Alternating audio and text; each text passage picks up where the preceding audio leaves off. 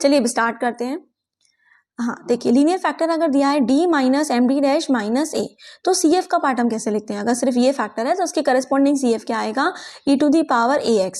देखिए पहली बात तो ये देख लें कि नॉन होमोजीनियस क्यों कह रहे हैं हम इसको, क्योंकि यहाँ पे डेरिवेटिव का ऑर्डर 1 है, यहाँ 1 है और यहाँ 0 है, क्योंकि ये कांस्टेंट है, कोई डेरिवेटिव की टर्म नहीं है ना, तो ये नॉन होमोजीनियस फैक्टर है। अब इसके करस्पॉन्डिंग हम CF की बात कर रहे हैं, तो ये जो कांस्टेंट टर्म है ये कहाँ जाएगी? बाहर आ जाएगी।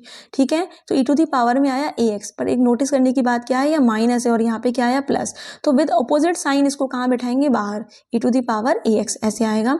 f1y, अब यहाँ पे जो है ये m है, तो इसका साइन क्या है? माइनस, तो ये क्या आएगा? अपोजिट साइन के साथ इधर आ जाएगा, तो y प्लस mx। ओके, तो इसके करस्पॉन्डिंग CF ये हो गया।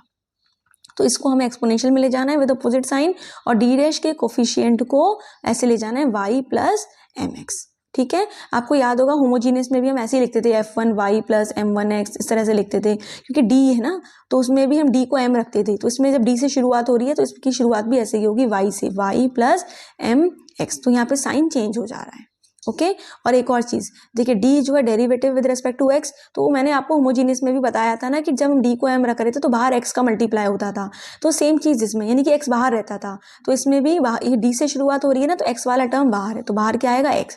जब x आ गया तो अंदर क्या आएगा? y, और फिर x ऑल्टरनेटिवली, है ना।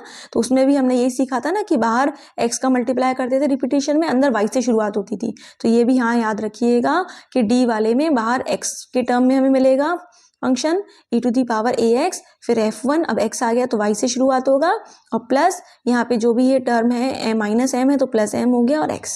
ठीक है, चलिए नेक्स्ट देखते हैं। मान लीजिए दो फैक्टर ऐसे हो हमारे पास, तो क्या करेंगे? दोनों के लिए अलग अलग लिखेंगे। तो CF क्या हो जाएगा? यहाँ पर है माइनस a1, तो ये हो गया e की पावर a1x f1y प्लस यहाँ पे क्या है? माइनस m1 था तो प्लस हो गया। सपोज यहाँ प्लस होता, अगर यहाँ प्लस सा होता ना तो यहाँ माइनस आ जाता, साइन चेंज कर देना है, और फिर x आ गया प्लस। इसी तरीके से हम इस वाले फैक्टर के लिए लिख लें, तो यहाँ माइनस a2 है तो बाहर ही प्लस का a2 हो गया, यहाँ माइनस m2 है तो यहाँ प्लस का m2 हो गया। ओके, तो बस ये हो गया CF, कुछ करना ही नहीं है और इसमें।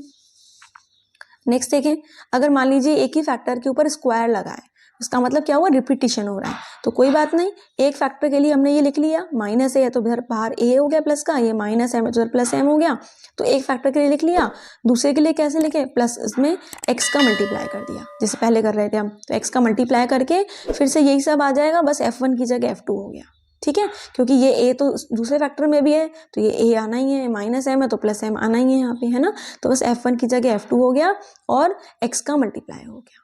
ठीक है, मान लीजिए 3 बार रिपीट करता, तो 2 बार के लिए तो अभी हमने सीख ही लिया, इसमें एक और x का मल्टीप्लाई करते थे तो x स्क्वायर, और फिर एक और ये टर्म आ जाती, यहाँ f3 आ गया। ओके, फिर लेकिन अगर उल्टा हो, उल्टा कैसे? मतलब कि यहाँ d से शुरुआत हो रही थी ना, लेकिन फैक्टर अगर ऐसे वाले हो, d डैश से शुरू हो रहे हो, d dash minus md minus ऐसे हो, तो क्या करें? जैसे मैंने लास्ट वीडियो में आपको बताया था ना होमोजीनियस में कि डी डैश को m रख रहे थे तो x और y इंटरचेंज हो रहे थे, तो सेम यहाँ पे अगर डी डैश से शुरुआत होगी तो बाहर क्या आएगा? y, क्योंकि डी डैश क्या होता है? Derivative with respect to y होता है ना।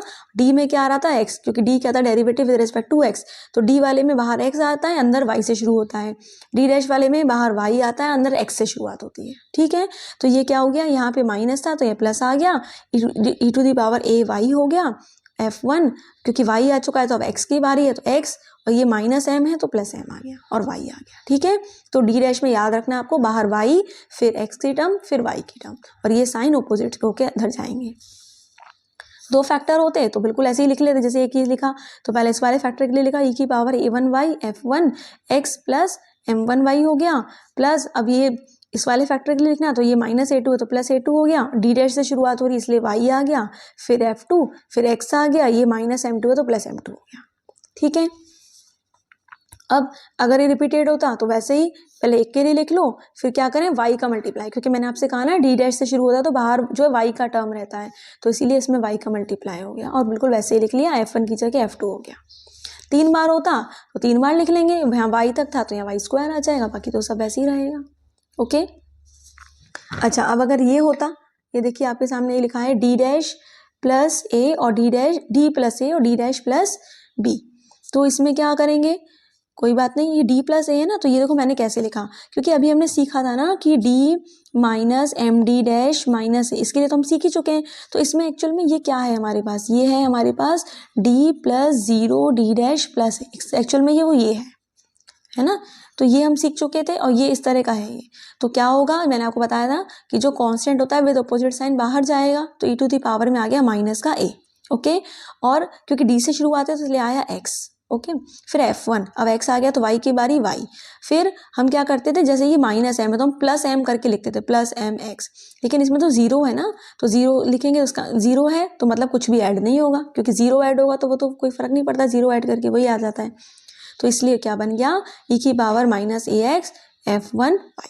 तो आप ऐसे ध्यान रखो कि कांस्टेंट टर्म अगर होगी तो वो बाहर जाएगी। मान लीजिए कांस्टेंट टर्म भी नहीं होती तो बाहर भी कुछ नहीं आता, क्योंकि e की पावर 0x हो जाता है, वो तो 1 होता।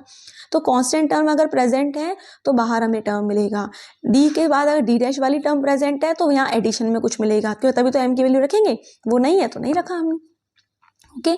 अब इसको देखें d डैश प्लस बी, तो कांस्टेंट टर्म है तो ये बाहर गई, शुरुआत d डैश से हो रही है तो इसलिए y आ गया, प्लस का साइन था इसलिए ये माइनस आ गया, तो e की पावर माइनस बी वाई हो गया। फिर f2 लिखा हमने, अब x लिखेंगे क्योंकि y है तो x की बारी आएगी। फिर अब इसमें आप देख सकते हो, इसमें जो d वाली टर्म है वो एब्सेंट है, मतलब यहाँ पे 0d है, तो इसका मतलब यहाँ पे क्या आना चाहिए, यहाँ पे -0y, तो 0y करने से मतलब ही नहीं है, इसलिए हमने नहीं लिखा। तो वो बीच वाली टर्म एब्सेंट है, इसलिए इसके संग भी कुछ नहीं आया, ठीक है। तो एक तरह से जो अभी हमने ऊपर सीखा ना, उसी का एक पर्टिकुलर केस है, ओके, कोई नया रूल नहीं है। तो मैंने आपको इस तरह से लीनियर फैक्टर्स के लिए बताया है। अब क्वेश्चंस के लिए करेंगे, अगर कैसे हमें क्वेश्चन दिया होगा लीनियर फैक्टर्स हमें कैसे दिए होंगे, तो हमें इसको फाइंड करना होगा CF। चलिए फर्स्ट एग्जांपल देखते हैं। इसमें दिया है हमें d plus d dash plus 2 और d plus 3d dash minus 1 z equal to 0, है ना। इसको सॉल्व करना है, तो CF क्या आ जाएगा इसमें, तो जैसे ये d से शुरू हो रहा है तो आपको बताया था x वाली टर्म आएगी, तो ये +2 है तो ये हो गया e to the power -2x f1 y minus x, क्योंकि यहाँ +1 है तो यहाँ पे क्या आ गया माइनस, ओके। फिर प्लस, फिर हम दूसरे फैक्टर के करस्पॉन्डिंग किया तो ये -1 है तो ये हो गया प्लस का x हो गया यहाँ पे f2 y, और ये +3 है तो -3 हो गया, ठीक है। तो इस तरह से हमें CF पता चल गया, और PI अगेन इसमें 0 हो जाएगा, तो z इक्वल टू क्या हो गया, CF प्लस PI। नेक्स्ट देखें, तो इसमें क्या दिया है, देखिए d plus 4d dash plus 3 whole square, है ना, रिपीटेड वाला केस है। तो पहले हमने एक फैक्टर के करस्पॉन्डिंग CF लिख लिया, +3 तो माइनस हो गया, +4 है तो -4 हो गया। फिर क्योंकि d से शुरुआत है तो इसमें x का मल्टीप्लाई होगा, और सिमिलरली हमने इस पूरे को दोबारा यहाँ लिख लिया और इसमें x का मल्टीप्लाई कर दिया, f1 को f2 कर दिया, ओके। नेक्स्ट देखें, आपको ये वाला फैक्टर जो दिया है d से शुरू हो रहा है, तो उसमें क्या आ गया, e to the power 4x, minus है तो प्लस हो गया, f1 y माइनस 2x, +2 है तो -2 हो गया। लेकिन यहाँ ध्यान रखिए कि d डैश से शुरू है, तो जो अभी पीछे आपको मैंने रूल्स बताए थे उसी के अकॉर्डिंग करेंगे। तो d डैश में क्या आता है, बाहर y, तो ये जो 5 है तो माइनस का 5 है तो बाहर जाके हो गया e to the power 5y f2, और x से शुरुआत अब होगा अंदर x प्लस 3y, क्योंकि माइनस है तो यहाँ प्लस हो गया, फिर प्लस, अब ये रिपीट कर रहा है तो एक ही बार हम इसको और लिख देंगे पूरे को, लेकिन बाहर y का मल्टीप्लाई करेंगे और f2 को f3 करें, तो दो चेंजेस हो जाते हैं, एक तो बाहर मल्टीप्लाई होता है और ये फंक्शन चेंज हो जाता है, ठीक है। तो ये आपका CF हो गया, PI 0 है तो Z तो वही आ जाएगा CF plus PI। Next question में देखते हैं। अब देखिए लीनियर फैक्टर्स नहीं है ना, क्योंकि d स्क्वायर हो गया यहाँ पे, यहाँ d डैश हो गया, यहाँ d है, तो क्या करें, यहाँ से d कॉमन ले लें। तो जब कॉमन लिया तो क्या बना, d minus d dash minus 2 z equal to 0। अब d की बात करें तो d को तो जैसे मैंने लास्ट वीडियो में आपको लिखना सिखाया था, m पुट करके भी कर सकते हैं, है ना। दूसरा तरीका क्या है, सिर्फ d है ना, तो इसका मतलब हमारे पास ये वाली कंडीशन है, d minus 0 d dash minus 0, ये वाली कंडीशन है। तो जब ये 0 होता है तो बाहर e की पावर 0x, यानी कि बाहर 1 हो गया, कुछ नहीं आएगा। फिर f1, फिर d से शुरुआत है तो क्या आएगा, f1 के बाद इधर y आएगा। फिर क्या लिखते थे हम यहाँ पे प्लस mx करके लिखते हैं, प्लस या माइनस, तो ये तो 0 है ना, तो जब ये वाली टर्म 0 है, यानी कि कुछ ऐड भी नहीं होगा, तो इस 0 होने का मतलब बाहर कुछ नहीं आएगा, इस 0 होने का मतलब है यहाँ पे एडिशन या सब्ट्रैक्शन में कुछ नहीं आएगा, तो सिर्फ क्या आएगा, y आएगा, क्योंकि d से शुरुआत हो रही है, ओके। अब इसके लिए लिखें तो ये तो आप इसके फैक्टर का ऐसा तो मैं बहुत अभी पहले बता ही चुकी हूँ, तो ये आ जाएगा इसका, और हमें z पता चल गया। नेक्स्ट देखें d प्लस 2, तो d प्लस 2 है, ऐसा भी मैंने आपको लास्ट उसमें बताया था ना, जो अभी हम रूल्स डिस्कस कर रहे थे d प्लस a करके। तो d प्लस 2 है, 2 मतलब ये जाएगा बाहर, तो e की पावर माइनस 2x हो जाएगा, f1, अब इसमें d डैश वाली टर्म एब्सेंट है, तो यानी कि यहाँ पे कुछ भी y के साथ नहीं आएगा, तो सिर्फ f1 y आ गया, ओके। ये भी बहुत ईजी है, इसके लिए यह मिल जाएगा हमें, आपको ये आ ही गया होगा। अब नेक्स्ट देखते हैं, तो डी डी डैश, अब इसमें ये फैक्टर दे रखे हैं। तो डी के लिए मैंने आपको ऊपर अभी बताया क्या मिला, f1y, फिर डी डैश के लिए क्या मिल जाएगा, f2x, जस्ट अपोजिट। और दोबारा से समझना है पूरा। तो हमें पता है कि जब डी डैश है तो अंदर x आता है, बाहर y आता है, पर इसमें सिर्फ डी डैश की बात कर रहे हैं तो इसमें कांस्टेंट टर्म नहीं है ना, इसलिए बाहर कुछ भी नहीं आया, अंदर x से शुरुआत हुई। फिर जब ये डी डैश अकेला है तो यहाँ पे 0 डी है ना, और 0 ही कांस्टेंट है, तो ये 0 है, यानी कि यहाँ पे कुछ भी ऐड या सब्ट्रैक्ट नहीं होगा। ठीक है, तो f2x आ गया।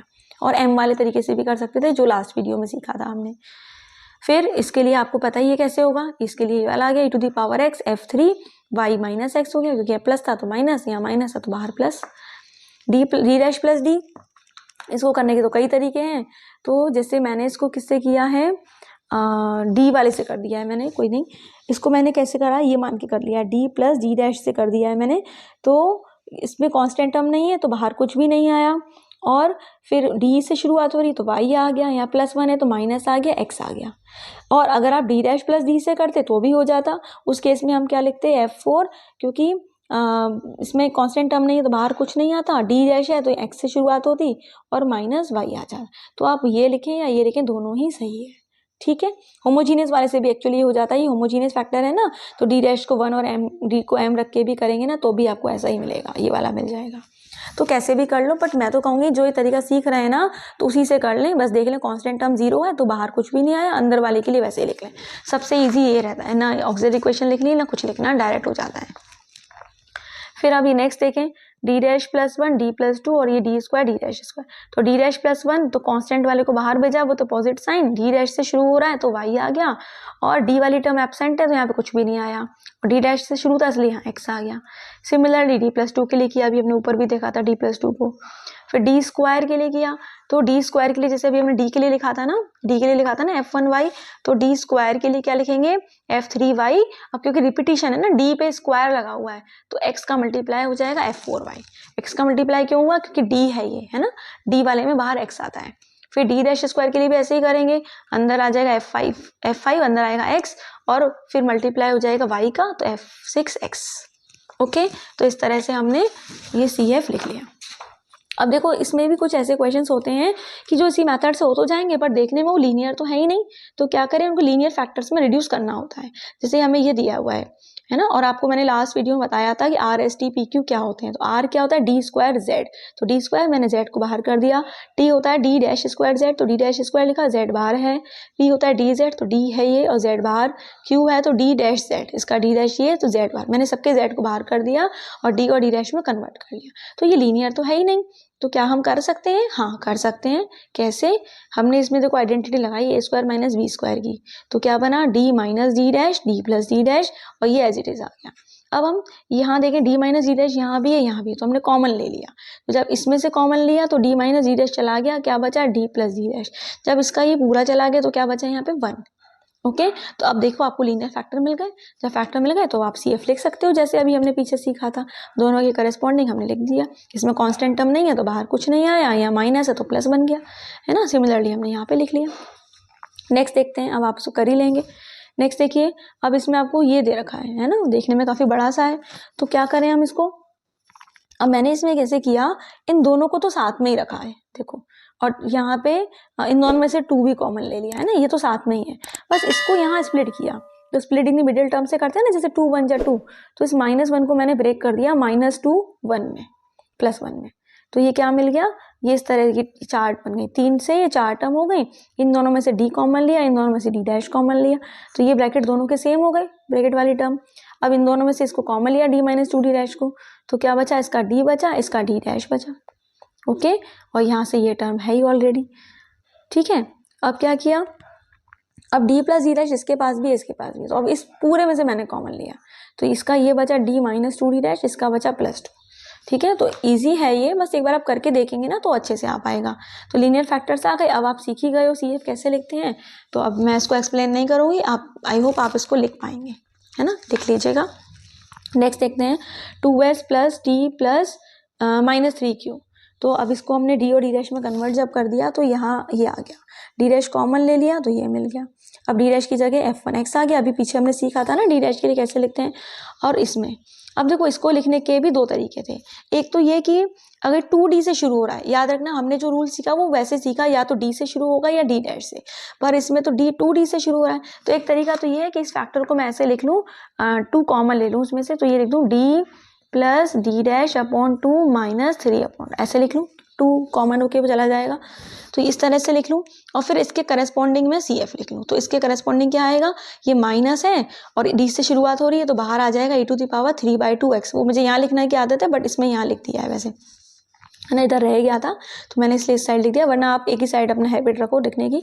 तो ये -3/2 तो प्लस का 3/2x हो गया, और F2 ब्रैकेट में y माइनस, अब ये माइनस क्यों है, क्योंकि ये प्लस है तो प्लस का हाफ है ना, तो ये हो गया माइनस का हाफ, तो -1/2x या -x/2। तो एक तो ये हो गया। दूसरा तरीका क्या था कि मैं इसको घुमा के ऐसे लिख देती, D dash plus 2D minus 3, ऐसे भी तो लिख सकते थे।